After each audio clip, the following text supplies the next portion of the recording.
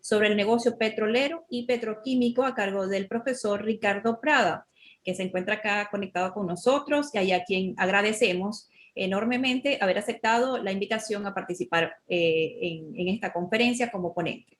Les informamos que la modalidad de estas conferencias incluyen la participación del ponente y al finalizar su ponencia tendremos un espacio de preguntas y respuestas y las preguntas pueden formularlas por el chat de esta plataforma. Luego se las leeremos al profesor para que las pueda responder.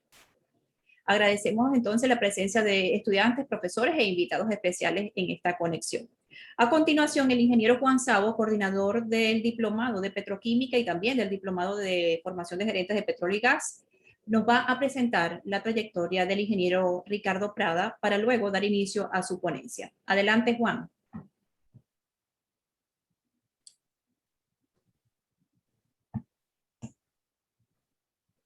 ¿Está Juan?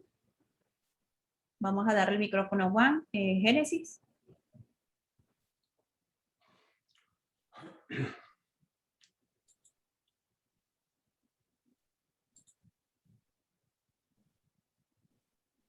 Génesis, vamos a activar el micrófono del profesor Juan. Ya ok, adelante. Creía que no querían que hablara, pero bueno, buenas tardes a todos. Bienvenidos a esta nueva conferencia en el seno del Diplomado de Formación de Gerentes de la Industria Petroquímica. Bienvenido a todos, tanto alumnos, profesores como invitados. Y me es muy placentero presentarles a Ricardo Prada, que no solamente va a ser conferencista de hoy, sino que también es profesor invitado en este mismo curso y que ha dictado ya un par de cursos en el diplomado.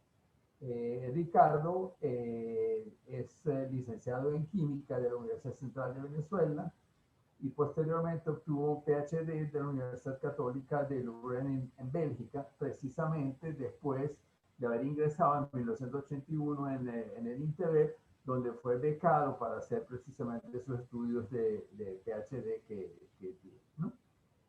Tiene 35 años de experiencia industrial y también muchos años de experiencia en la docencia, como profesor de posgrado en varias universidades.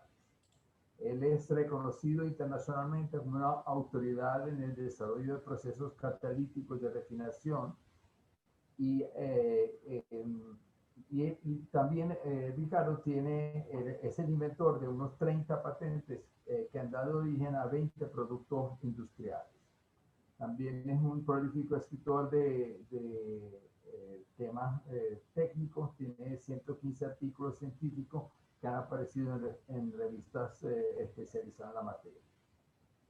Desde hace años se desempeña como director ejecutivo CTO, pues, Chief Technology Officer de CHAMS, Advanced Materials en Oklahoma, y además participa como asesor del Instituto de Energía de las Américas de la Universidad de Oklahoma en Norman.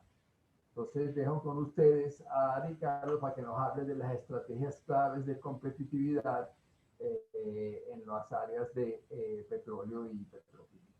Adelante, Ricardo, muchas gracias por aceptar y por estar con nosotros. Antes que nada, muy buenas tardes, Venezuela, y muchas gracias por asistir a esta conferencia. Y quisiera antes que nada agradecer a Liesa, a sus patrocinantes y a los organizadores, en especial al doctor Juan Sabo, a Gustavo Carrero, a María Estela Franco, por el honor y la gentil invitación que me hacen para compartir con ustedes esta conferencia, que tiene como títulos Estrategias claves de competitividad para reducir las presiones ejercidas sobre el negocio petrolero y petroquímico. Este es un tema de mucha importancia en la actualidad, ya que estas presiones que vamos a ver a continuación vienen afectando significativamente las operaciones y los mercados en ambos negocios.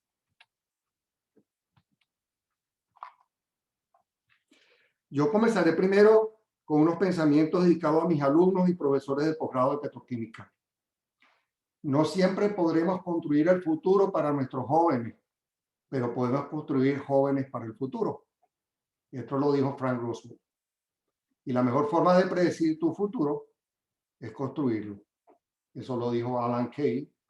Y el futuro pertenece a aquellos quienes están dispuestos a prepararse hoy. Lo dijo Malcolm X. Este es el escenario actual del negocio de la refinación de petróleo a nivel mundial, donde este negocio está siendo sometido bajo diferentes presiones, tanto exógenas como endógenas. Por ejemplo, las nuevas políticas de control de emisión de CO2 y otros gases que contribuyen al calentamiento global del planeta. Los cambios estructurales en el negocio de la energía y de transporte, los cuales están orientados hacia el desarrollo de nuevas fuentes de energía renovable. Estrategias estrictas regulaciones en calidad de combustibles y productos derivados de petróleo. Efectos ocasionados por la pandemia de COVID-19 sobre la economía mundial, los cuales todavía vienen afectando la demanda de petróleo y combustible. Los bajos márgenes de refinación debido a las fluctuaciones de la demanda de combustible y los precios de crudo en los mercados. Un entorno dinámico de negocio de alta competencia y baja rentabilidad del negocio que ha generado en algunas compañías cierres de refinerías o abandonos del negocio. Y para enfrentar a estas presiones y atender a las necesidades del mercado y de sus clientes, las refinerías vienen adoptando diferentes estrategias. Por ejemplo, la producción de combustibles más limpios, de mejores propiedades de combustión, empleando en algunos casos aditivos provenientes de las biorefinerías y de complejos petroquímicos. El establecimiento de acuerdos con compañías fabricantes de vehículos para el desarrollo de nuevos motores a combustión interna que son mucho más eficientes y que consumen menos combustibles por kilómetro recorrido. Mejoramiento de la eficiencia operacional y calidad de producto a través de la adquisición de nuevas tecnologías y desarrollo de programas de entrenamiento a sus empleados. La consolidación de operaciones y producción de mayores volúmenes de fracciones de destilados y gases a ser procesados en los complejos petroquímicos. Y realización de alianzas estratégicas con otras compañías petroleras, fusiones o adquisiciones para aumentar su competitividad. De la misma manera que el control de emisiones de CO2 viene afectando a las refinerías, este también viene afectando las operaciones en la industria petroquímica, así como otras industrias químicas y manufactureras. La producción de productos químicos está también siendo influenciada por fluctuaciones en los precios de petróleo y sus derivados. Y la creciente demanda de productos químicos está ejerciendo presiones sobre la industria petroquímica.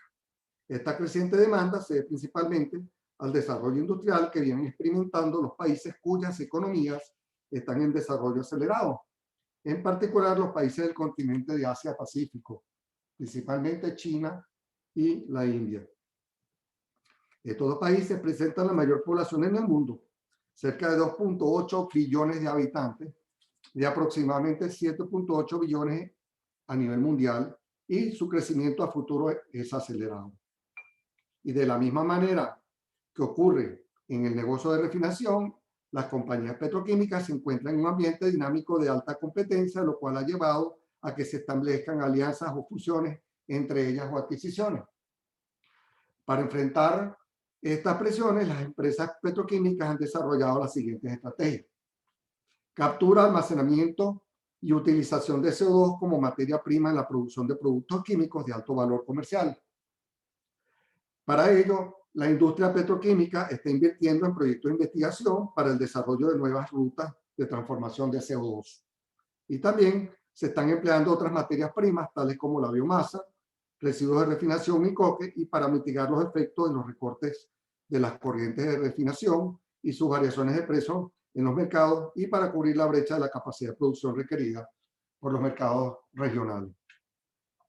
Y la estrategia, quizás una de las más importantes, es establecer una relación de sinergia entre las refinerías, las biorefinerías, los productores de carbón y los complejos petroquímicos, los cuales permitirán aumentar la capacidad de producción y minimizar los costos de operación, minimizar el uso de cada molécula de carbono e hidrógeno, y como consecuencia de estos beneficios, aumentar sus márgenes de ganancia.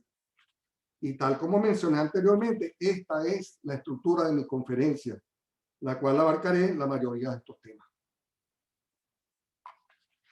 Entonces, el contenido de la conferencia es el siguiente. En la primera parte voy a hablar sobre las presiones ejercidas sobre el negocio petrolero y petroquímico. Voy a hablar sobre las políticas de emisiones de CO2, las regulaciones ambientales y la calidad de combustibles. Voy a hablar sobre el efecto del COVID-19 sobre la demanda de petróleo, combustibles y crecimiento económico. Luego hablaré sobre los cambios estructurales en el sector del transporte y de energía y de la demanda creciente de los productos petroquímicos, el crecimiento económico y de la población mundial en el futuro. Las estrategias claves de competitividad son el cambio en el modelo de negocio, la integración de refinerías y complejos petroquímicos, la utilización de nuevas materias primas y finalmente nuevos procesos de producción de productos químicos intermediarios. Empecemos entonces por la primera presión, el tema del cambio climático debido principalmente al CO2 y a otros gases de invernadero. Hoy en día, el tema central de debate entre las agencias gubernamentales de protección ambiental, el sector energético e industrial, la comunidad científica y los gobiernos de varias naciones, de países desarrollados y en vías de desarrollo, es el cambio climático, el que ha venido experimentando nuestro planeta desde hace varias décadas, y el panorama energético. Este gráfico muestra cómo ha variado la temperatura del planeta, la cual fue registrada mensualmente durante el periodo de enero de 1980 y marzo del 2019. La franja roja representa los eventos asociados al fenómeno llamado el Niño, el cual ocurre cada 8 a 10 años aproximadamente. El fenómeno de la Niña está representado por las franjas azules y los meses neutrales o normales están representados por las franjas grises. Como verán, en 1980 el incremento de la temperatura se situó entre 0.2 y 0.3 grados centígrados en promedio. Y la temperatura del planeta ha venido aumentando progresivamente a través de los años, alcanzándose el pico máximo de más 1.2 grados centígrados debido al fenómeno del Niño en el año 2016. La temperatura promedio entre los años 2017 y 18 fueron alrededor de 0.8 grados centígrados. Esto entonces representa un crecimiento anual de temperatura aproximado de 7.6%. Y en el pasado, las agencias gubernamentales de control ambiental establecieron una política que limita el crecimiento de la temperatura de la Tierra a través del control de emisiones de gases de invernadero a un máximo de 1.5 grados centígrados para el año 2040. Sin embargo, una reciente revisión de esta política establece un límite en el incremento de la temperatura global de 2 grados centígrados para el año 2050. Si proyectamos el incremento anual de 7.6% de la temperatura futuro, al actual ritmo de emisiones de CO2, alcanzaremos el valor límite de 2 grados centígrados para el año 2032. En otras palabras, el planeta se encontrará en problemas dentro de 11 años, ya que los desastres naturales serán cada vez más frecuentes e intensos y el nivel de las aguas de los mares aumentará debido a la fusión del hielo de los polos, ocasionando inundaciones. Existen evidencias científicas que demuestran que el factor determinante en el cambio climático se debe al efecto invernadero. Y se ha estimado que en el año 2016 se produjo alrededor de 49.4 gigatoneladas de CO2, de los cuales la mayor fuente proviene del sector de producción de energía, con aproximadamente un 66%, seguido por actividades agrícolas, con 12%, unos procesos industriales y las actividades forestales, con 6 y 7% respectivamente,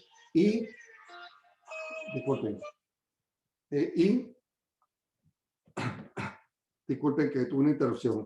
Y en el año 2018, el uso de energía, las actividades industriales produjeron 47% de emisión de CO2, seguidos por actividades de construcción, sistemas de calefacción y enfriamiento y actividades agrícolas en un 28%.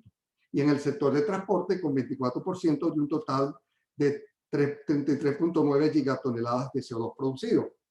Algunas de estas emisiones pueden ser fáciles de prevenir con la implementación de energías renovables, pero otras serán difíciles de electrificar, tales como algunos procesos industriales que requieren de alta temperatura, como la industria siderúrgica, la cementera y los productos químicos. También incluye servicios de transporte de larga distancia, los camiones pesados, aviación y transporte marítimo. Y en esta figura muestra la contribución de las emisiones de CO2 por fuente de energía durante el periodo 1980 y 2019. Y como podemos observar, el carbón es la fuente de energía que contribuye con las mayores cantidades de emisiones de CO2, con aproximadamente 14.4 billones de toneladas métricas, y seguido por el petróleo con 12.4 billones de toneladas métricas, y el gas natural con 7.6 billones de toneladas métricas. El nivel total de emisiones de CO2 alcanzado en el año 2019 fue de 36.55 billones de toneladas métricas. Y en esta tabla muestra el factor de producción de CO2 por fuente de carbón. Y se ve claramente que el carbón tiene el mayor factor, 3.67. Eso quiere decir que se forman 3.67 toneladas de CO2 por tonelada de fuente de carbón. Y el metano, el menor valor, de 2.75. Y en la medida que va aumentando el peso molecular del hidrocarburo, este factor va aumentando progresivamente.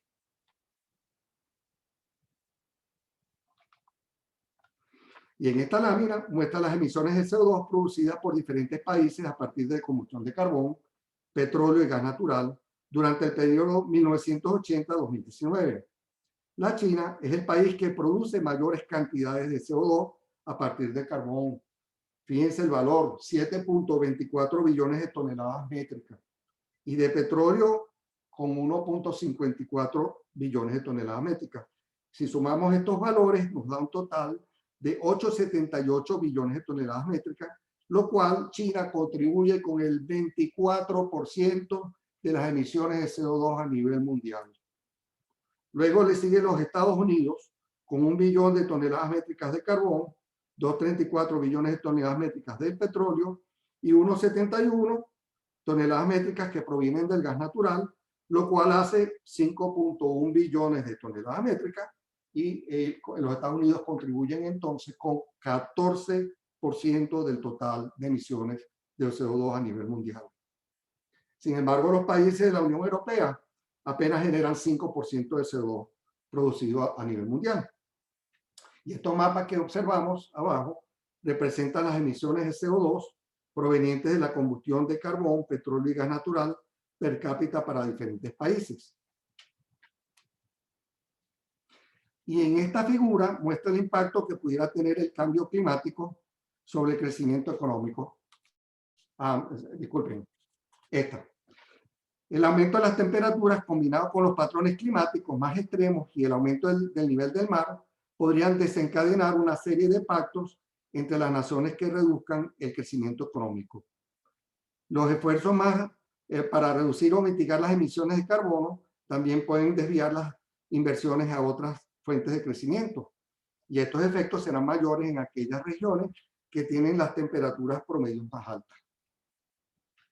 Y aquí, en cuanto a los niveles de emisiones de otros compuestos que contribuyen al efecto invernadero y son nocivos para la salud, tales como los anhídridos de azufre y de nitrógeno, los cuales son responsables de las lluvias ácidas, y del hollín, que es un compuesto precursor de cáncer. Las regulaciones en calidad de combustibles comenzaron a implementarse en el estado de California a partir de la década de los 90 y luego comenzaron a aplicarse en otros estados de los Estados Unidos y posteriormente en algunos países de la Unión Europea. Las regulaciones más estrictas fueron implementadas en Suecia a partir del año 2003, donde el gobierno impuso niveles no detectables de azufre en la gasolina y en el diésel, y contenidos de aromáticos por debajo del 1% en volumen. Y en los Estados Unidos, Canadá, México, Japón, China, Surcorea y Sudáfrica, los combustibles tienen niveles de azufre por debajo de 50 partes por millón. Y en la mayoría de estos países, el contenido de azufre establecido es menor de 15 partes por millón. Estas medidas están siendo implementadas progresivamente en países de diferentes regiones. El mercado de combustibles de ultra bajo azufre está aumentando cada año significativamente. Y los biocombustibles y destilados medios que provienen de los procesos de Fischer-Tropsch están siendo empleados actualmente en las refinerías como aditivos para reducir los niveles contaminantes en los combustibles en refinación y aumentar su eficiencia en la combustión. Ahora hablaré sobre otra presión que ha resultado un impacto negativo sobre la economía mundial y el mercado petrolero, que es los efectos del COVID-19. En esta lámina se aprecia cómo el impacto del COVID-19 sobre la economía en el año 2020. El único país que tuvo índice de crecimiento económico positivo fue China, precisamente el lugar donde se originó el virus. Y los países más afectados fueron aquellos que presentan economías desarrolladas. En particular los países de la Unión Europea, que mostraron un índice de crecimiento económico negativo de aproximadamente de menos 6.4%. Se anticipa que la economía en todos los continentes va a comenzar a recuperarse a partir del año 2021, alcanzándose los mayores índices de crecimiento económico para los Estados Unidos, la China y la India. Y de acuerdo con los expertos en economía, la India experimentará un mayor crecimiento económico, aproximadamente un 10%, en el año 2022. El poder adquisitivo de los países pertenecientes a la OECD y en China aumentarán significativamente en los próximos 20 años, debido al crecimiento económico y tecnológico acelerado, lo cual influirá en el mejoramiento de la calidad de vida de sus habitantes. La pandemia del coronavirus introdujo cambios importantes en la producción, demanda y consumo de petróleo y combustibles y otros productos de primera necesidad. Se produjeron cierres de empresas y el nivel de desempleo aumentó considerablemente. Luego que el presidente Trump declarara estado de emergencia nacional, el Departamento de Empleo de los Estados Unidos recibió alrededor de 50 millones de planillas de desempleo entre marzo y julio del año 2020. Aunque en el 2021 se viene observando una recuperación de los índices económicos en todos los continentes, sin embargo, se espera que los efectos del COVID-19 seguirán teniendo un impacto en el futuro sobre la economía. El COVID-19 también trajo consigo algunos efectos positivos, ya que disminuyó los niveles de contaminación ambiental debido al menor consumo de combustible, lo cual contribuyó a la recuperación de la flora y la fauna. También ayudó a crear oportunidades para el desarrollo de otros negocios, en particular las comunicaciones, la cual permitió que el trabajo desde el hogar, la educación, las conferencias, las reuniones de trabajo se realicen de forma virtual, disminuyendo significativamente los gastos para las empresas. En otras palabras, cambió los hábitos y comportamientos de la gente, bajó el consumismo y creó conciencia sobre la importancia de la protección de la salud. Y la pandemia aceleró un proceso que se venía a venir en el futuro y este comportamiento se va a mantenerse durante los próximos años. En resumen, las nuevas políticas adoptadas por organismos internacionales de protección del medio ambiente ejercerán cada vez más un mayor control sobre las emisiones de CO2 y otros gases responsables del efecto invernadero producidos por los sectores de transporte, industrial y generación de energía. El calentamiento progresivo del planeta se está haciendo un problema importante para la vida futuro. Y esta preocupación la comparten una gran mayoría de los gobernantes de diferentes naciones. Y los efectos ocasionados por la pandemia del COVID-19 durante el 2020 sobre la economía mundial y las nuevas políticas de control de emisiones de CO2 influirán significativamente sobre el porcentaje de crecimiento acelerado que venían experimentando los países en desarrollo. En estas láminas, las próximas láminas, vamos a ver cómo las presiones han venido cambiando el patrón de consumo de energía y de petróleo a nivel mundial. En el año 2019, la demanda mundial de petróleo fue de 99.4 millones de barriles al día, de los cuales el sector transporte consumió alrededor de 57.2 millones de barriles al día, distribuidos en 44.8 millones de barriles al día, los automóviles livianos y vehículos pesados, y 12.4 millones de barriles al día de combustibles para el transporte marítimo, los trenes y aviación. El petróleo para usos petroquímicos tuvo una demanda de 13.2 millones de barriles al día, mientras que para el sector de generación de electricidad fue apenas de 5.3 millones de barriles al día. Resulta entonces claro que la verdadera competencia que tendrá el petróleo en el futuro será el sector de transporte y en menor proporción en la generación de electricidad.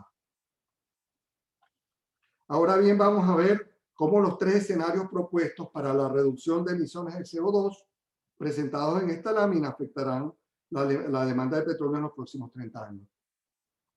El primer escenario mantiene una política de reducción de CO2 conservadora, llamada escenario de negocios o de referencia. Este escenario asume que las políticas tecnológicas y sociales evolucionarán de manera lenta, tal como se ha venido sucediendo en todos estos años. Contemplan una reducción de CO2 del 10% respecto al nivel de emisiones reportados en el año 2018, el cual ha sido de 34 billones de toneladas métricas de CO2. La disminución de CO2 en este caso será de 0.35% anual hacia el año 2050. Hay un escenario de transición rápida que contempla una disminución de CO2 alrededor de 70% y una reducción hasta un nivel de 10.2 gigatoneladas de CO2 y un decrecimiento de 3.9% anual. Y este escenario limita el aumento de la temperatura global por debajo de 2 grados centígrados para el año 2100. Y existe un escenario de cero CO2 que asume cambios en el comportamiento social, acelera la reducción de emisiones de carbono en más del 95% en el año 2050, el cual alcanzará aproximadamente un nivel de 1.7 gigatoneladas de CO2. Y limita la elevación de temperatura global a 1.5 grados centígrados. Tanto el escenario de transición rápida como el cero emisiones tendrán un fuerte impacto sobre la producción petrolera y consumo de combustibles a nivel mundial. Veremos este impacto en las próximas láminas. Aquí se muestra el consumo de energía primaria en el año 2018 y en el año 2020 y los tres escenarios propuestos de reducción de CO2 hacia el año 2050. En el caso base, que es el escenario de referencia, es decir, 10% de disminución de CO2, se espera un incremento en el consumo de energía, alcanzándose un nivel de 332 millones de barriles al día equivalentes de petróleo en el año 2050, de 280 millones de barriles al día en el año 2020. En cambio, en los escenarios de rápido crecimiento y cero CO2, el consumo primario de energía permanecerá constante, alrededor de unos 286 millones de barriles al día. Sin embargo, se ve claramente una disminución progresiva del consumo de petróleo, del gas y carbón y al mismo tiempo un aumento progresivo en el consumo de energías renovables, alcanzando estas el mayor consumo en el caso de los escenarios de crecimiento rápido y cero emisiones de CO2. Y en esta lámina presentamos la distribución porcentual del consumo de energía para los tres casos.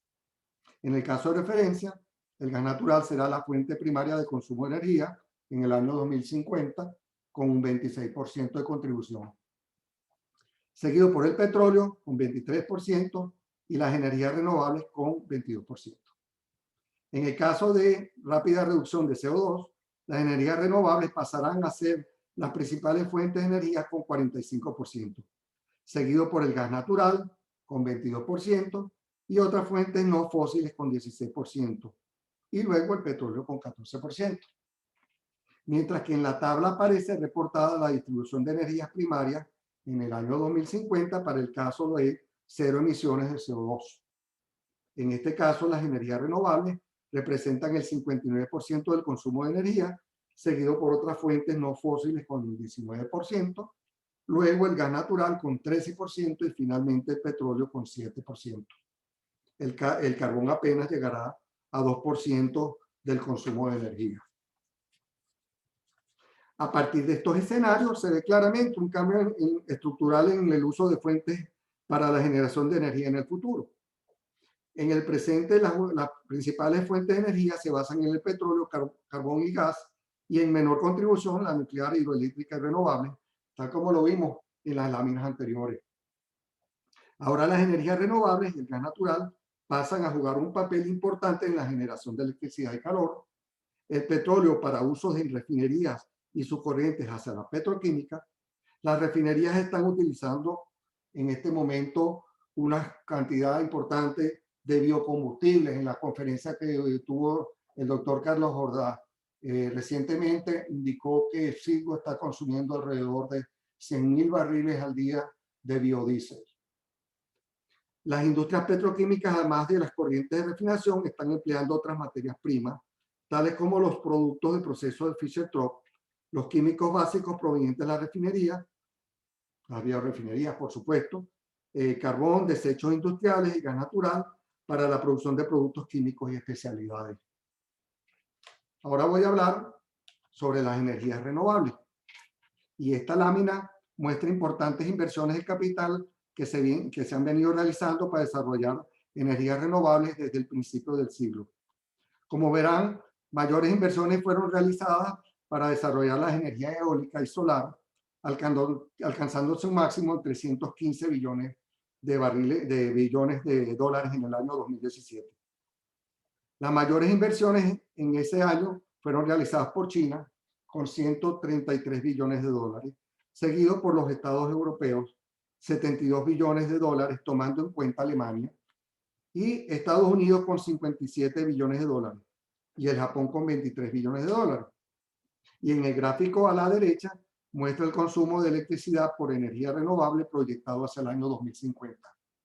Y como se puede apreciar, la energía solar experimentará un mayor consumo de electricidad a partir del año 2040, seguido por la eólica, hidroeléctrica, la nuclear, biomasa y otras energías renovables. La energía hidroeléctrica es la que actualmente se produce en mayores cantidades y esta continuará siendo principal fuente de energía durante la próxima década.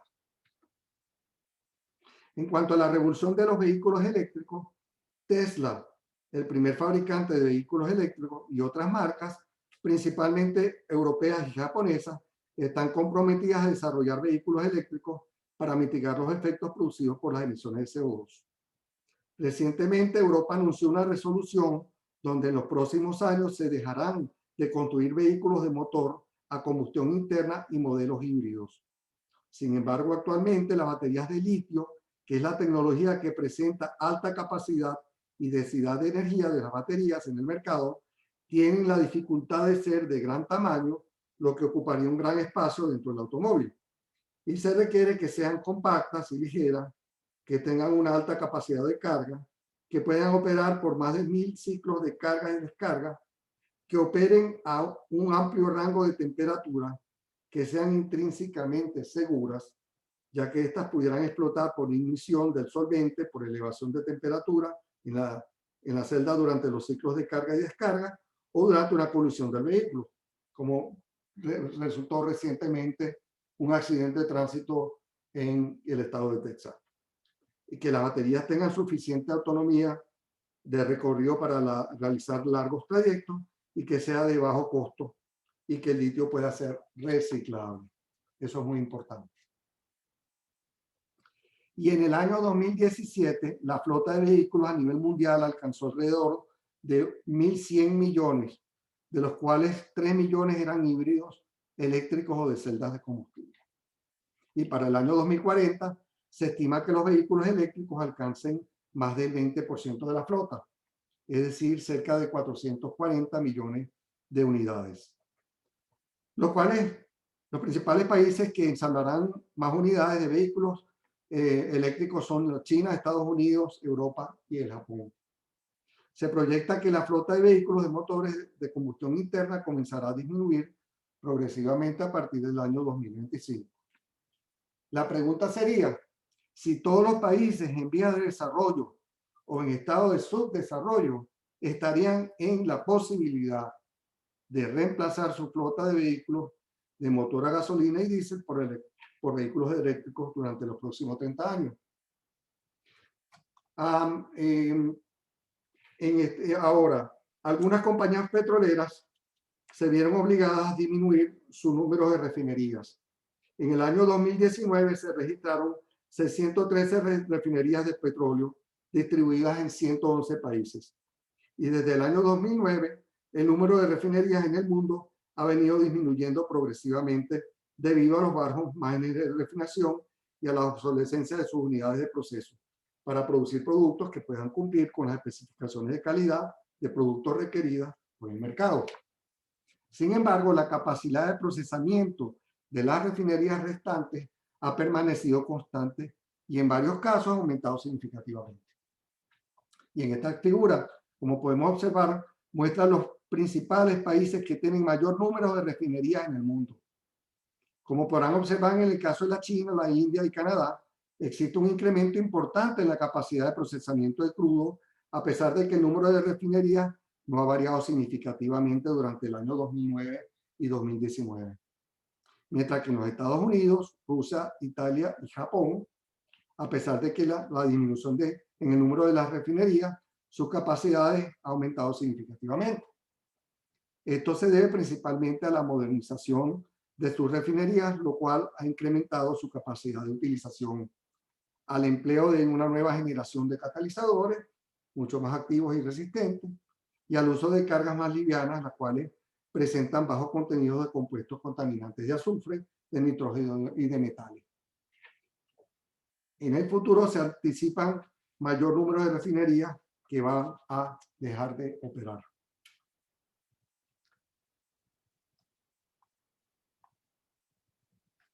En resumen de esta parte, los desarrollos de fuentes de energías renovables, en particular solar y eólica, y la fabricación de automóviles híbridos eléctricos producirán una disminución progresiva en el consumo de combustibles y de gas en el futuro.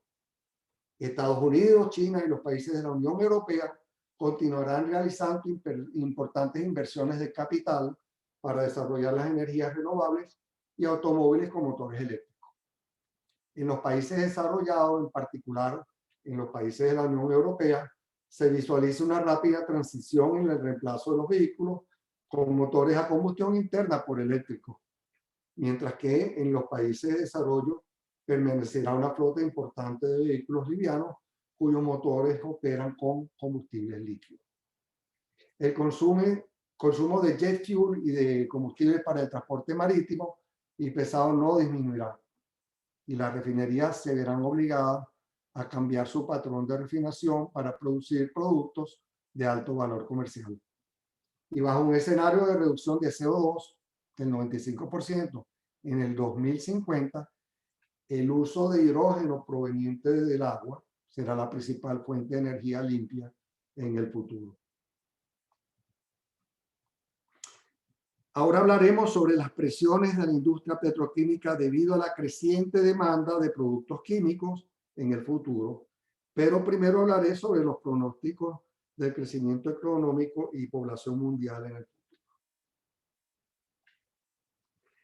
El desarrollo industrial y el crecimiento de la población son los catalizadores que aceleran la demanda de energía y de productos químicos para la construcción, artículos de primera necesidad, para la producción de alimentos, etc. Con el desarrollo tecnológico y económico, se mejora la calidad de vida de los habitantes, ya que el poder adquisitivo per cápita se va a expandir. Esto se ve claramente en los países en vías de desarrollo acelerado y en particular en China, tal como lo muestra la figura a la izquierda superior. La población mundial en este momento es cerca de 8 billones de habitantes. Y Asia-Pacífico y África son los continentes más poblados del planeta, los cuales juntos suman alrededor de 6 billones de habitantes. Estos dos continentes experimentarán un aumento progresivo de población en los próximos 20 años hasta alcanzar un plató a partir del año 2060. India será el país más poblado en el futuro, seguido por la China, cuya población tenderá a disminuir a partir del año 2050. Y otros países que experimentarán un crecimiento de su población en el futuro son Nigeria, Pakistán y el Congo. Y en esta lámina muestra la demanda de petróleo y de gas para el sector petroquímico en el año 2019. Y como podrán observar, la demanda de petróleo para usos petroquímicos fue de aproximadamente 13 millones de barriles al día, lo que representa aproximadamente un 12% de la demanda mundial, la cual se situó en 99.4 millones de barriles al día. En cambio, el uso del gas para petroquímica fue apenas de 5.5 millones de barriles al día equivalente de petróleo, lo cual representa aproximadamente un 7% de la demanda de gas a nivel global, el cual fue de aproximadamente 68.3 millones de barriles al día. En otras palabras, la petroquímica utiliza más corrientes de refinería que de gas natural. Y en cuanto a la demanda de petróleo para la industria petroquímica en el futuro, en esta lámina se representa el escenario de referencia, el cual contempla una reducción del 10% de emisiones de CO2 para el año 2030 y 2050. La demanda de petróleo crecerá desde 12 millones de barriles al día reportados en el año 2017 hasta aproximadamente 18 millones de barriles al día para el año 2050. Esto corresponde a un incremento desde 12% hasta el 16%. Y bajo un escenario de decrecimiento rápido de emisiones de CO2, 70%, la demanda de petróleo en petroquímica aumentará en un 26%. Y aquí se muestra el mercado de aromáticos en el 2020 y su pronóstico hacia el año 2027.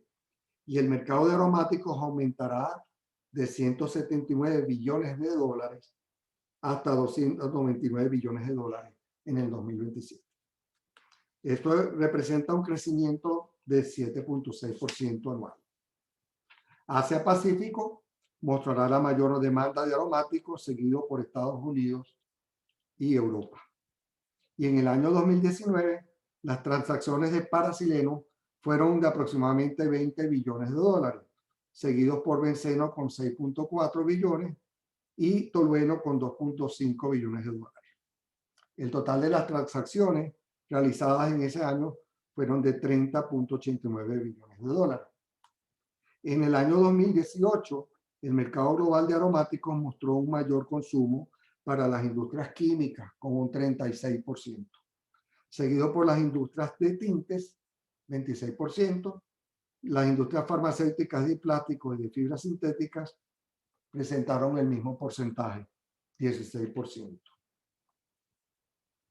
Y esta figura muestra la proyección de la producción de benceno, tolueno y paraxileno para el año 2040.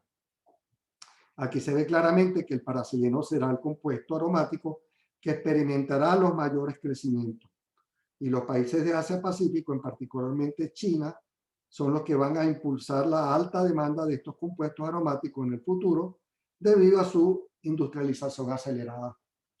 La creciente demanda de aromáticos se debe principalmente a diversas actividades de la industria de uso final, las cuales incluimos las industrias textiles, en la fabricación de fibras sintéticas, el poliéster, alimentos y bebidas, productos farmacéuticos y de la construcción. Este segmento requerirá cantidades importantes de pinturas, solventes, selladores, adhesivos, revestimientos, etc. Y esta lámina muestra la producción regional en el año 2017 y pronósticos para el año 2030 y 50 de amoníaco, metanol y de otros productos de alto valor comercial, el cual viene representado por etileno, propileno y buteno. Norteamérica, Medio Oriente y los países de Asia-Pacífico son aquellos continentes que experimentarán un crecimiento importante de estos productos. Asia-Pacífico mantiene su posición dominante. Menos importantes para Eurasia, Latinoamérica y para África. Y en esta lámina mostramos el pronóstico del crecimiento de la producción de olefinas, metanol, fertilizantes nitrogenados y amoníaco. Y como podrán observar, el continente de Asia-Pacífico es el que presenta las mayores demandas de productos petroquímicos en el futuro, seguido por Norteamérica y Medio Oriente. Esto es consistente con el desarrollo económico y crecimiento poblacional acelerado que están experimentando los países del continente asiático, principalmente la China y la India. Ahora llegamos a la segunda parte de la conferencia, donde hablaremos sobre las estrategias claves de competitividad y comenzaremos por la integración entre los procesos de refinerías y los complejos petroquímicos. Como hemos visto en las láminas anteriores, cualquiera que sean los escenarios propuestos para la reducción de CO2 en el futuro, el consumo de gasolina y diésel disminuirán debido al desarrollo de nuevos motores a combustión interna y a la producción de vehículos eléctricos. Esta disminución en el consumo de combustible se espera que ocurra a partir del año 2030 a nivel mundial, mientras que en los Estados Unidos, que es el principal consumidor de combustibles a nivel mundial, comenzará a disminuir durante los próximos 5 años. Esto tendrá un efecto importante sobre la capacidad de utilización y los márgenes de ganancia de las refinerías, las cuales tendrán un excedente de combustibles, y se pronostica que algunas refinerías tendrán que cerrar por falta de colocación de sus combustibles en el mercado. Sin embargo, las compañías petroleras, conscientes de este escenario, están planteando estrategias para tratar de compensar la disminución de la demanda de combustible. Y estas refinerías están produciendo mayores volúmenes de corriente destinadas a los complejos petroquímicos, ya que estas tienen un mayor valor comercial. De esta manera, podrán mejorar sus márgenes de refinación y permanecer en el negocio. El modelo de negocio tradicional en la producción petrolera, refinerías y complejos petroquímicos se presenta en esta lámina. En este modelo, las plantas de gas suministran gas natural para las actividades de producción petrolera y operaciones de refinería y para la producción de productos químicos en los complejos petroquímicos. El petróleo llega a las refinerías y a su vez suministra ciertos volúmenes, cantidades limitadas de corrientes de naftas y gasóleos y gases a los complejos petroquímicos para producir aromáticos y olefinos. Y cada unidad de negocio opera de manera independiente. En el modelo tradicional, las refinerías están enfocadas a maximizar la producción de combustible y, en menor proporción, suministrar cortes de refinación a los complejos petroquímicos. Y este esquema resulta en un bajo volumen de producción y, por consiguiente, menor márgenes de ingresos. Sin embargo, la tendencia actual en las refinerías de países industrializados y en algunos en vías de desarrollo es lograr una mayor integración entre la refinería, los complejos petroquímicos y las biorefinerías, y entre las plantas de producción de carbón y los complejos petroquímicos, para así lograr alcanzar una sinergia en sus operaciones, incrementar su producción, mejorar la cantidad de producto y calidad de producto, maximizar el uso de corrientes de hidrocarburos químicos e hidrógenos, así como incrementar sus ingresos netos. En el modelo de negocio integrado, se produce un balance entre los volúmenes de combustibles requeridos por el mercado y el incremento de la demanda de productos petroquímicos. Se estima que estas refinerías producirán entre 30 a 50% de combustibles y entre 50 a 70% de productos químicos de alto valor comercial. Un mayor volumen de producción y, por consiguiente, mayor margen de refinación. Esta lámina muestra alternativas y beneficios en la integración entre refinerías y plantas petroquímicas. Y las alternativas de integración son las siguientes.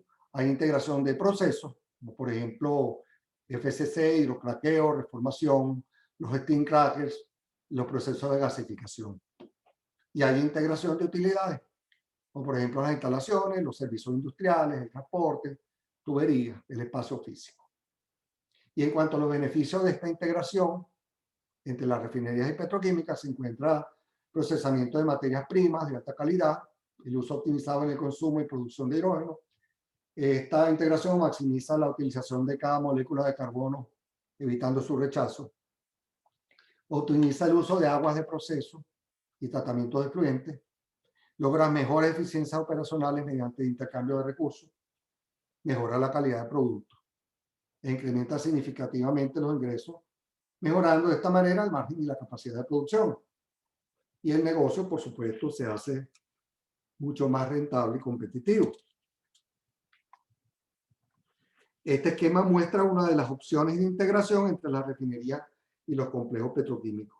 Y los procesos que yo denomino de interfase entre los dos negocios son el de reformación catalítica de nafta, que produce gasolinas de alto octanaje, aromáticos, solventes e hidrógeno. El proceso de steam cracking de gases provenientes de las unidades de reformación y de craqueo térmico y catalítico, o de nafta y gasóleo, los cuales producen una diversidad de productos tales como olefinas y aromáticos, y los procesos de gasificación de residuos pesados y coque y de refinación que producen gas de síntesis, que son empleados para la producción de alcoholes, olefinas, aromáticos, combustibles, ceras y bases lubricantes. La tabla muestra las corrientes de refinería y de petroquímica y sus usos potenciales en refinería, y por razones de tiempo yo no cubriré esta tabla. Un ejemplo de un caso de integración de una planta de producción de olefinas en una refinería en Europa se muestra en esta figura. Y como verán, que los márgenes de refinación y petroquímica aumentaron por un factor aproximado de 3 respecto al margen de refinación individual, como resultado de un incremento de mayor volumen de producción y los precios de los productos en los mercados. Y para poder mejor apreciar el negocio que representa la integración de refinería y los complejos petroquímicos, esta tabla muestra el precio actual en los mercados internacionales de los crudos de referencia, tanto livianos como pesados, expresados en dólares por barril o por tonelada métrica. Si nosotros tomamos, por ejemplo, como referencia el crudo de la costa del Golfo de México, el West Texas Intermediate, y el crudo pesado de Canadá, la diferencia de precio entre estos crudos es aproximadamente de $14 por barril, o alrededor de $102 por tonelada métrica. La nafta tiene una diferencia de precio de $99 por tonelada métrica respecto al crudo de referencia de WTI, y de $200 por tonelada métrica si tomamos en cuenta como referencia el crudo pesado de Canadá. En la medida que las naftas pesadas son transformadas en diferentes compuestos aromáticos, la diferencia de precios se hace mucho mayor. Por ejemplo, el benceno y el xileno presentan una diferencia de precios alrededor de $424 por tonelada métrica y de $340 por tonelada métrica respectivamente. Y cuando el BTX es transformado en químicos intermediarios, el diferencial de precios se hace todavía mayor.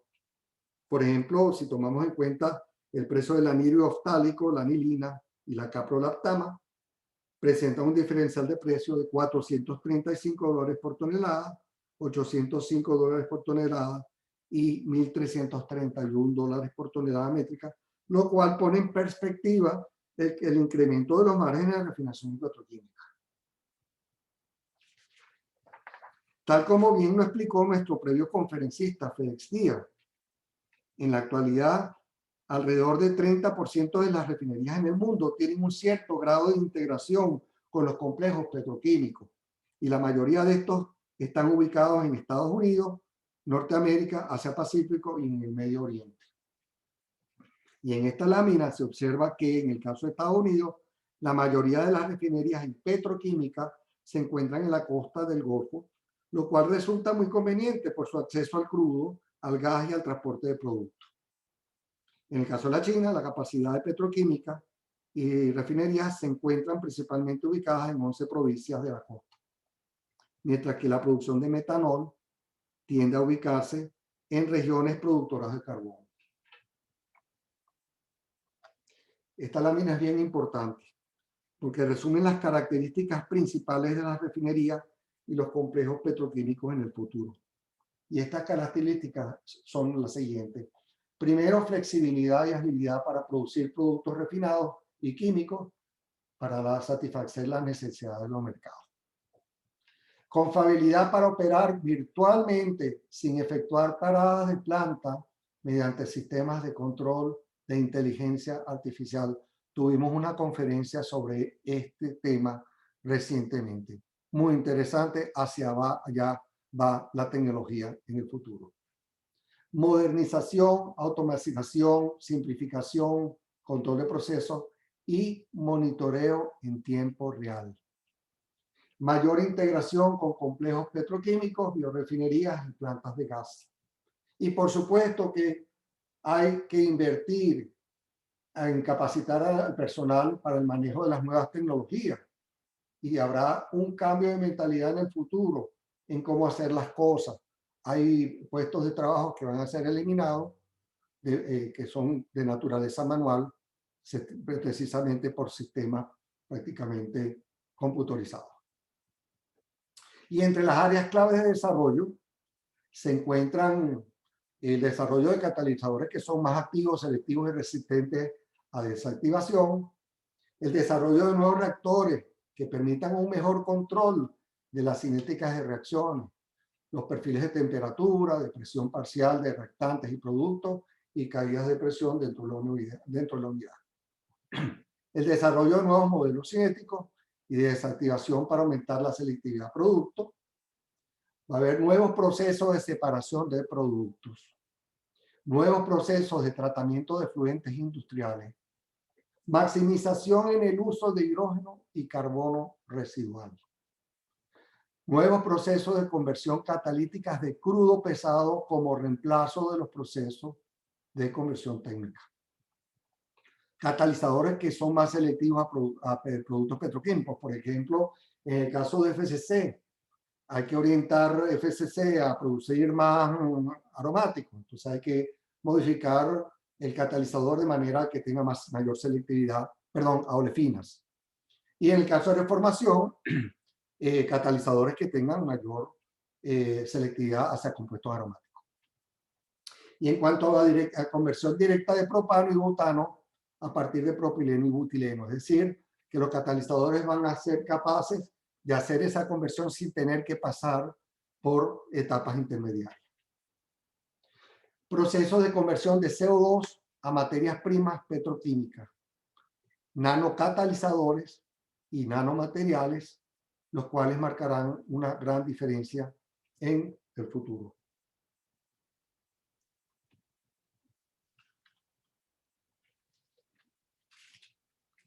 Ok, en esta lámina, otras estrategias claves de competitividad es el reemplazo de las materias primas convencionales por otras materias primas que ofrezcan mayores beneficios en calidad de producto, en costo y en volúmenes de producción.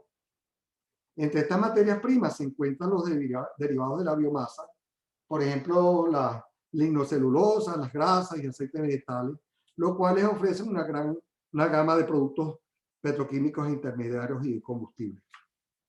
La utilización del carbón en procesos de gasificación y de Fischer-Tropsch, el uso del CO2 para producir una variedad de productos intermediarios, entre ellos el metanol, las olefinas y los aromáticos, y por último el uso de propano y butano para la producción de propileno, acrilonitrilo, acetonitrilo y otros productos intermediarios vía conversión directa, catalítica. Y en esta lámina ilustra diversidades de productos que pueden ser producidos a partir de carbohidratos, lignocelulosa, triglicéridos y ácidos grasos. Como observarán, a partir de estos recursos de biomasa se pueden obtener ácido láctico, glicerol, aldehídos, sorbitol, ácido lebulínico, alcoholes pesados, etanol, y los productos fenales serían ácido ftálico, ácido acético, acrílico, adípico, polietileno, polipropilenglicol, butanodiol. La tabla muestra las industrias químicas que producen estos productos intermediarios a través de diferentes materias primas provenientes de la biomasa. En cuanto al uso industrial del CO2, el gráfico de barra muestra la demanda de CO2 durante el 2000-2025 y el gráfico de torta su utilización industrial. En el año 2015, la demanda de CO2 fue de 230 millones de toneladas métricas. Esta crecerá hasta 272 millones de toneladas métricas en el año 2025, un incremento anual aproximadamente de 2.4%. Y actualmente el 57% del CO2 se emplea para la producción de urea, o fertilizante, 34% para la recuperación mejorada y 9% para otros usos industriales, como alimentos y bebidas gaseosas y en la industria metalúrgica. Diferentes rutas de captura, separación y uso de CO2 han sido propuestos y desde procesos de absorción con diferentes solventes básicos e iónicos, absorción empleado a tamices moleculares, óxidos metálicos, zeolitas, y separación empleando membranas poliméricas y nanotubos de carbono, destilación criogénica, conversión catalítica, procesos geológicos como almacenamiento de CO2 en el fondo del océano, recuperación mejorada o empleo de rutas biológicas como uso de bacterias, algas, microorganismos, etc. Para el uso de CO2 se han propuesto varias alternativas. Los procesos de conversión que transforman vía catálisis el CO2 en combustible, productos químicos y aditivos para materiales de construcción. Y procesos que no convierten, o no de conversión, que son empleados para la fabricación de fertilizantes, solventes, fluidos para refrigeración, calefacción y sistemas eléctricos y otros usos industriales como alimentos y usos medicinales. Varias reacciones de transformación de CO2 están actualmente siendo utilizadas en la industria. La transformación de CO2 en gas de síntesis, que es monóxido de carbono e hidrógeno, a través de la reacción de hidrogenación en catalizadores a base de hierro. A esta reacción se le conoce como la reacción reversible de desplazamiento de agua, o en inglés Reversible Water Shift Reaction. Y a partir del gas de síntesis, varios productos químicos pueden obtenerse, como por ejemplo alcoholes pesados, metanol, aldehídos, olefinas, aromáticos, metanos y parafinas, teniendo una distribución amplia de número de carbono. En la refinería, las parafinas lineales entre el rango C11 y C21, obtenidas vía Fischer-Tropsch, son mezcladas con el pool de destilados medios para lograr las especificaciones de índice de cetano, punto de humo y niveles de ultra bajo azufre y aromático.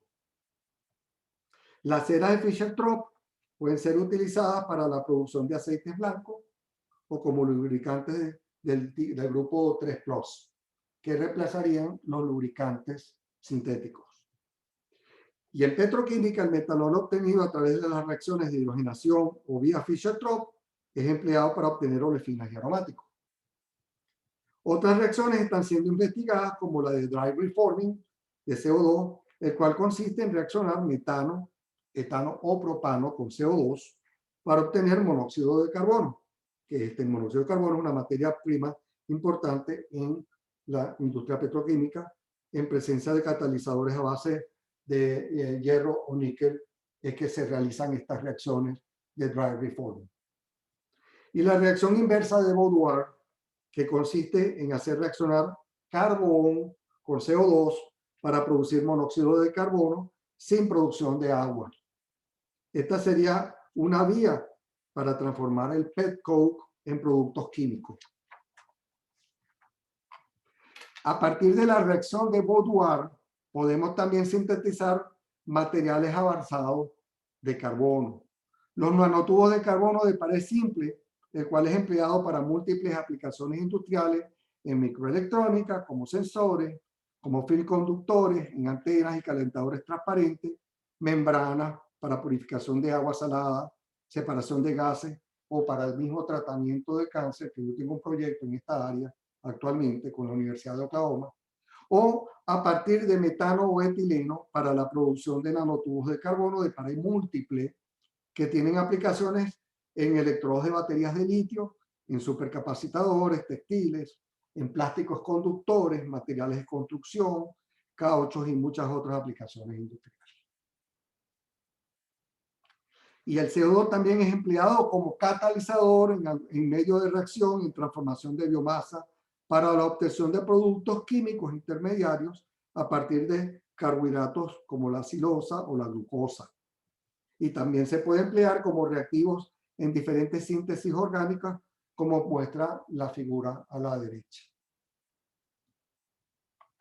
Y en cuanto al desarrollo de nuevos procesos, UOP instaló recientemente un proceso comercial para la conversión directa de propano a propileno, el cual reemplazaría parcialmente el proceso de spin cracking de propano. Este proceso resulta ser mucho más selectivo y de menor costo de energía.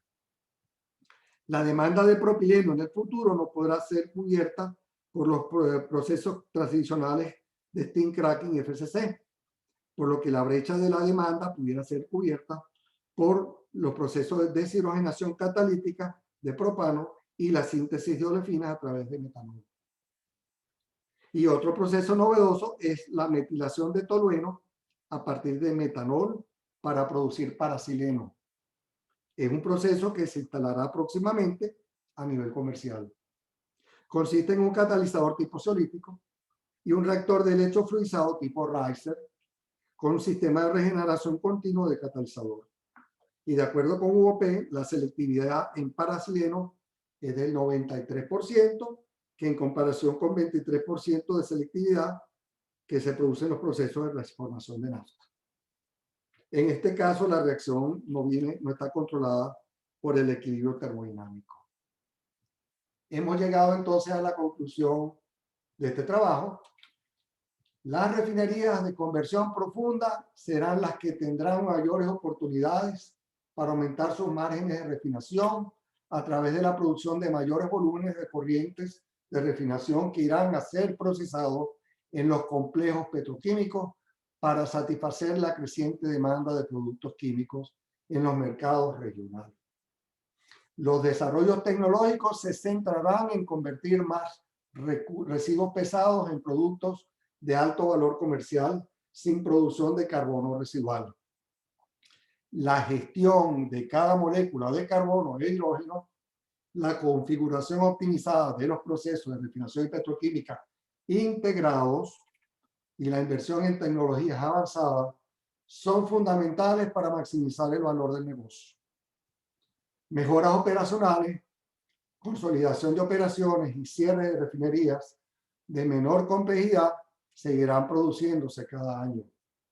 La catálisis seguirá jugando un rol importante en los procesos de refinación y petroquímica, en particular en la conversión del CO2 y otras materias primas, como la biomasa, desechos industriales, carbón a productos químicos.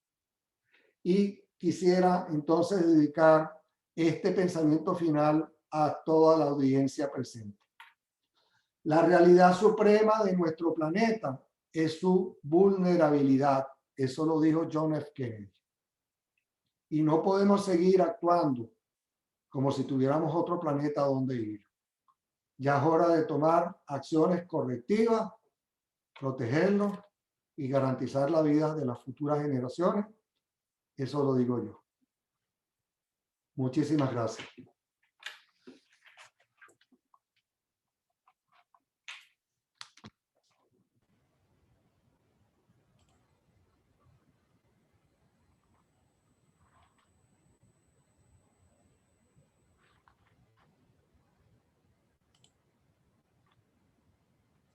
Bueno, muchas gracias, Ricardo. Nosotros ahorita, como es de costumbre, iniciaremos la sección de preguntas y respuestas, que siempre lo maneja María Estela, pero veo que tiene el micrófono apagado. No sé si es porque tuvo problemas de electricidad, que parece que hoy en Venezuela la cosa está un poco complicada. Déjame ver si yo puedo ver aquí en el chat cuáles son las... ¿Me escuchan? Buenas tardes. Ahora sí. Dale. Ok, sí, ya estoy acá. Sí, el internet está un poco inestable. La primera pregunta de la ronda, profesor Prada, es de Bárbara Cortés. Bárbara pregunta, ¿cómo ve la participación del proceso de mejoramiento de crudos extrapesados en el futuro? ¿Se incluirá en los modelos integrados? Muy buena pregunta y gracias por preguntarlo, porque yo lo que estoy viendo es lo siguiente: nosotros hemos perdido una oportunidad y yo creo que la vamos a recuperar. La UOP ha desarrollado un proceso similar a HDH, donde ellos están en este momento procesando crudos pesados y refinándolos, ¿ok? Utilizando un catalizador en fase líquida, en slurry, catalizadores en slurry, esa es la palabra, donde ellos, la idea es tratar de convertir estas fracciones pesadas en combustibles líquidos sin producción de carbón, sin rejection, carbon rejection, que le llaman en la literatura. Porque hay que utilizar todas las moléculas de carbón posible. Entonces, y también hay otra cosa importante, es lo que dijo Carlos Jordán en su conferencia. En el año 2020, Citgo tuvo pérdidas importantes y eso se debía a que ellos tuvieron que utilizar más crudos livianos que pesados dentro de sus refinerías. Lo que quiere decir de que las refinerías de conversión profunda, para poder tener márgenes de ganancias, que son las que tienen mayor márgenes de ganancia que las refinerías tipo hydroskimming o de conversión media, deben satisfacer pues, las necesidades del mercado a través de la conversión profunda de estas cargas pesadas. Lo que quiere decir que si nosotros tenemos la oportunidad en Venezuela de poder recuperar la tecnología HDH, nosotros pudiésemos tener una tecnología propia para la conversión profunda de nuestros crudos pesados sin tener que producir pet coke o cualquier tipo de residuo de carbón.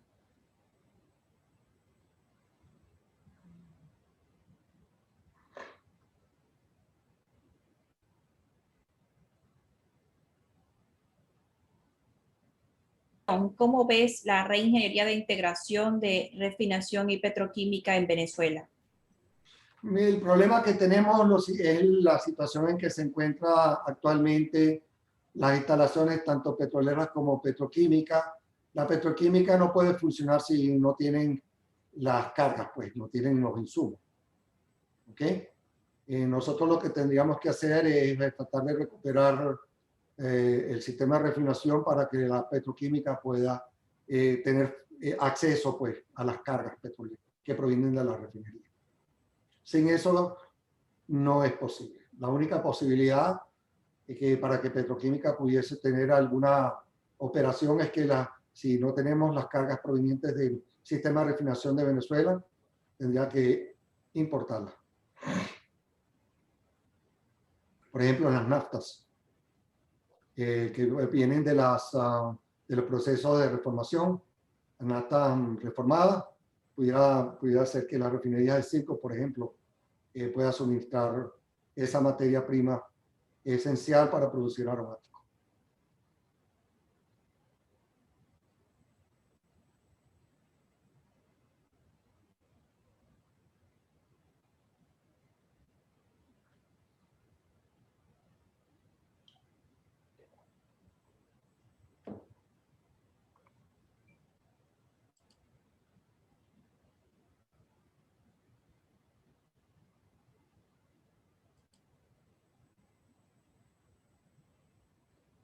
A ver,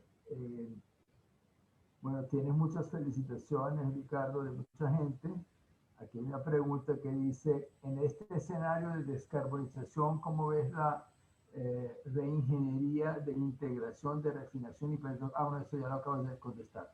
Pero la integración de refinación petroquímica es un hecho. En estos casos, ¿cómo se manejaría el negocio entre el productor de la materia prima y el productor del producto petroquímico? Se dividiría, en el caso de Venezuela, hacer alianzas comerciales con PDVSA para la compra de la nafta, y en estos casos sería a precios internacionales, pues se pueden mejorar los precios de venta en las materias primas para hacer el negocio más rentable. ¿Cuáles serían las estrategias a seguir para convertir estas integraciones en negocios rentables y sustentables, si es posible de ser emisiones? ¿Conoces las plantas petroquímicas que hayan aplicado estos procesos a metilación de tolueno? Bueno, es bien complicado tratar de predecir el futuro porque nosotros en este momento, para Venezuela estoy hablando, porque nosotros no sabemos actualmente la situación real en que se encuentran las instalaciones en la refinería. ¿Ok? Y habría que hacer una auditoría técnica, ver cuánto. La otra cosa que es importante que hay que considerar es que ya nuestra refinería tiene un cierto grado de obsolescencia y nosotros vamos a tener que invertir pues, en tecnología para poder hacer un updating, como le diría yo en español, una renovación pues, de la infraestructura de las refinerías para que puedan tener una mayor capacidad de utilización. Por ejemplo, si ustedes se dan cuenta, la capacidad de refinación del CRP, que es 945.000 barriles al día, esa capacidad del CRP actualmente no se está utilizando esa capacidad para producir nada. Y si ustedes comparan la capacidad del CRP con las 3 refinerías de Silvo, las 3 refinerías de Silvo que tienen menor capacidad de refinación que la del CRP, apenas llegaría a cerca de 800.000 barriles al día.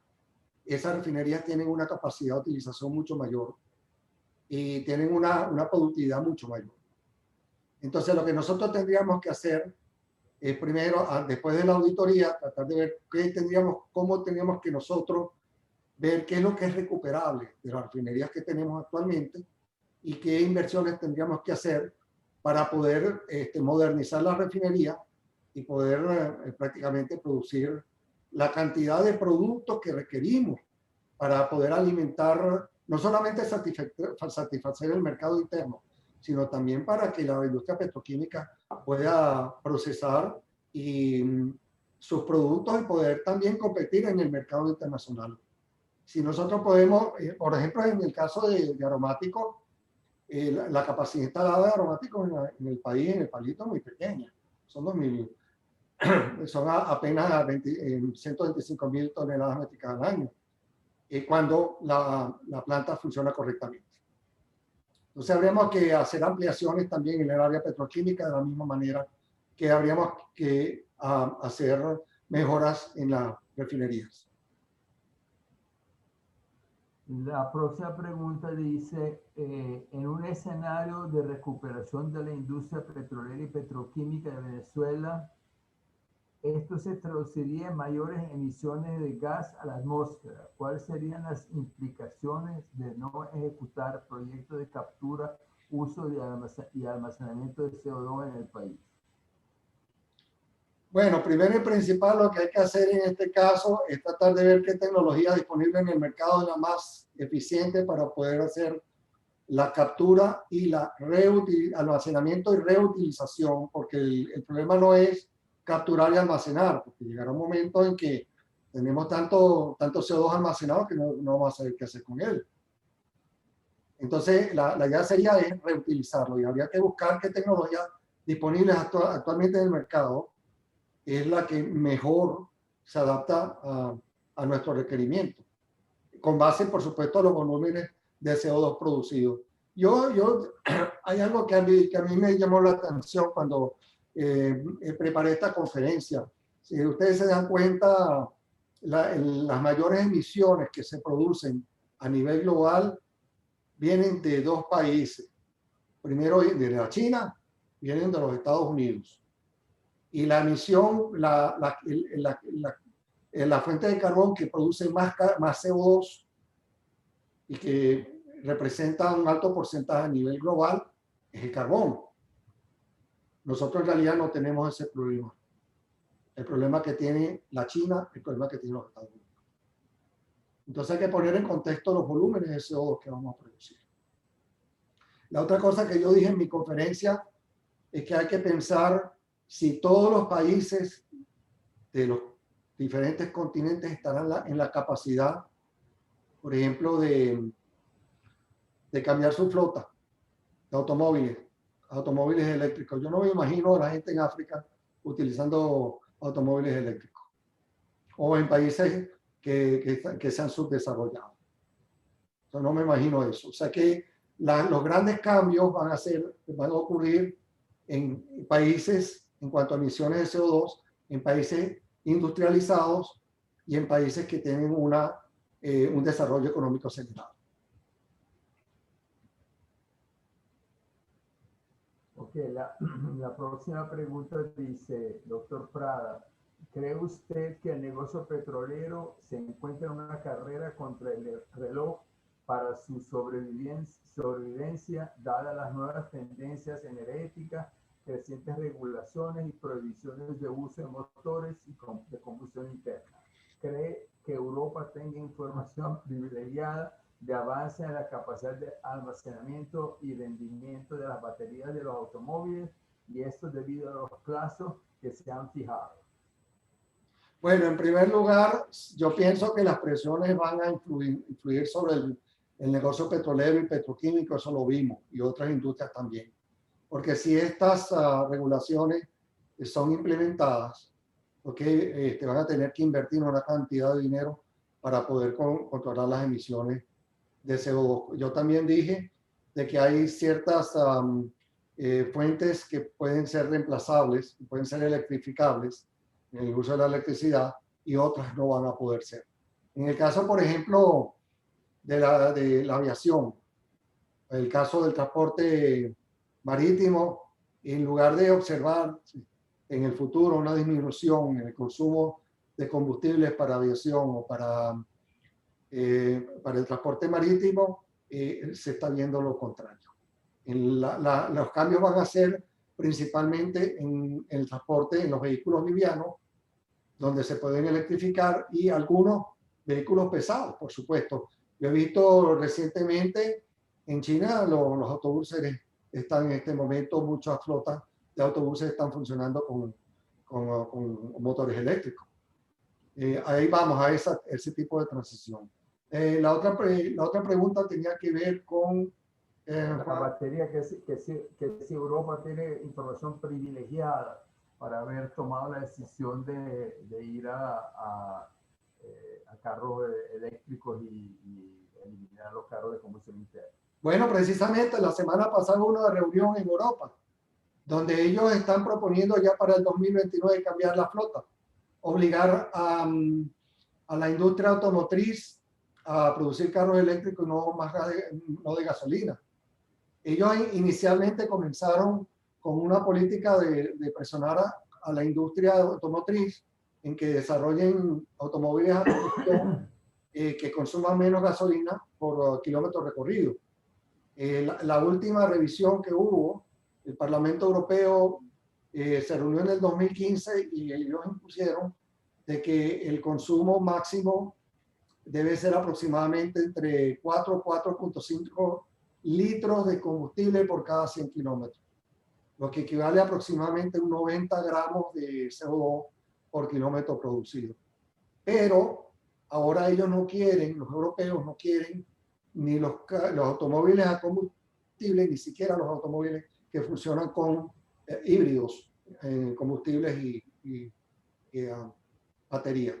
Ellos van a ser los primeros en continente, en el mundo, que van a ir más rápido en la transición hacia el automóvil eléctrico. Sin embargo, yo quiero hacer un comentario porque yo estoy trabajando en eso actualmente.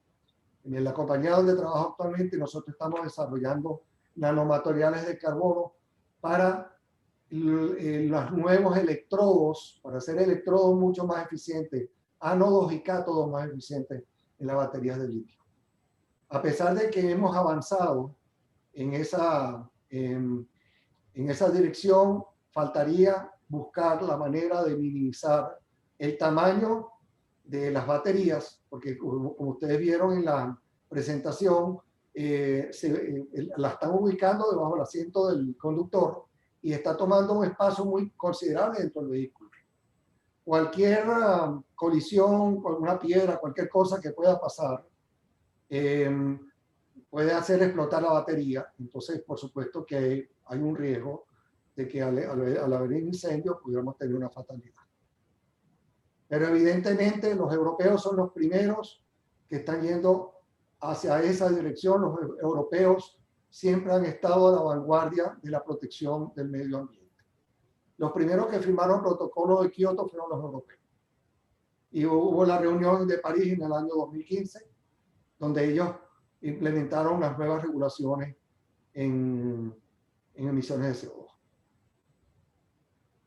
Pero también hay que agregar que Europa es el continente que está menos surtido de reservas de hidrocarburos y por lo tanto es una decisión muchísimo más fácil y además como los gobiernos son más de ese corte, entonces es más fácil tomar ese tipo de cosas en forma conjunta que en otras partes, pero sí, es correcto que ellos siempre han sido los precursores. Una última pregunta de aquí que dice si el CO2 que puede utilizar se puede utilizar en petroquímica, por ejemplo, el tablazo, por ejemplo, el tablazo, ¿no habría disponibilidad de este para proyectos de EOR, por ejemplo, en el lago de Maracaibo? ¿Pasa lo mismo en las refinerías como en las RP?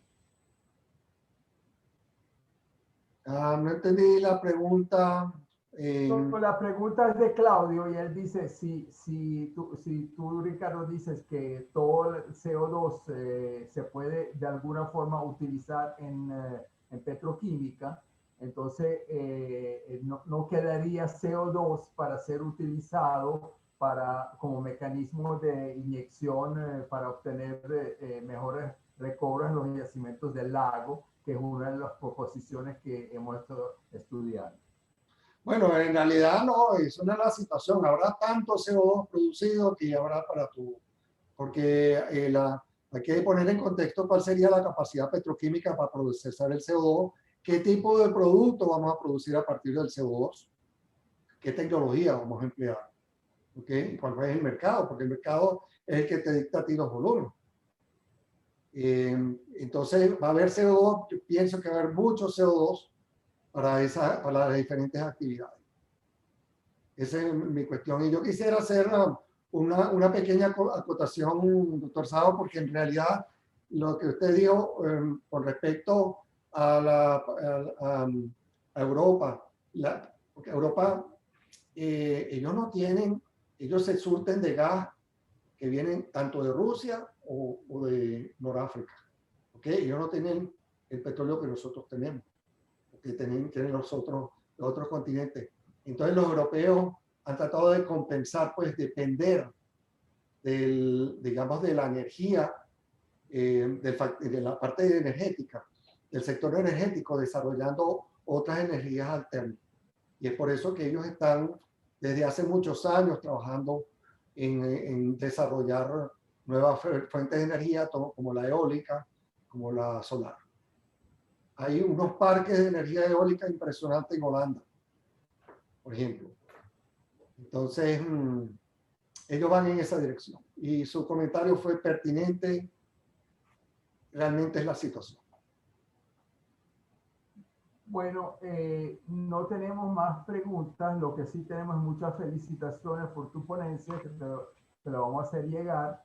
Entonces, yo quisiera hacer un comentario, que las cosas que tú recomiendas, las estrategias para evitar los riesgos, se deben implementar, en mi opinión, de todas formas, porque independiente de qué tan rápido o lento sea la transición, de todas formas las eficiencias van a mejorar y vamos a tratar de hacer cosas mejor, con menor utilización de combustible. Entonces, de todas formas, independientemente de la velocidad de transición, hay que ir en ese camino. Y la otra cosa que también tenemos que tener en mente, que lo que Ricardo nos expuso es las proyecciones que actualmente la IA y todas las organizaciones hacen. Sin embargo, muchas veces decir las cosas es más fácil que hacerlo. Entonces yo, por ejemplo, acabo de ver que, por ejemplo, la misma IEA dijo en sus papeles ayer o anteayer de que las inversiones en electrificación que se están programando y que se tenía que hacer en el año 2000, que se van a hacer en el año 2021, solamente el 34% se lograrán hacer, el resto no se va a hacer. Y por lo tanto, ese aumento, no en electrificación, ¿cómo se llama? Energía renovable. Por lo tanto, ese aumento que se esperaba, que era para compensar o para satisfacer la demanda creciente de electricidad por la electrificación, va a tener que ser suplido por energía fósil. Entonces, es muy importante tener en mente de que cuando el plan sea ir a net cero para el 2050 y todo, los costos son muy altos y no sabemos nuestra capacidad de hacer ese proceso, y que probablemente, por lo que yo veo, va a tomar un poco más tiempo de lo que se está diciendo, y por eso no debemos descuidarlo, y menos en Venezuela, en hacer ahínco en la recuperación y desarrollo de la petroquímica y el petróleo y gas en Venezuela.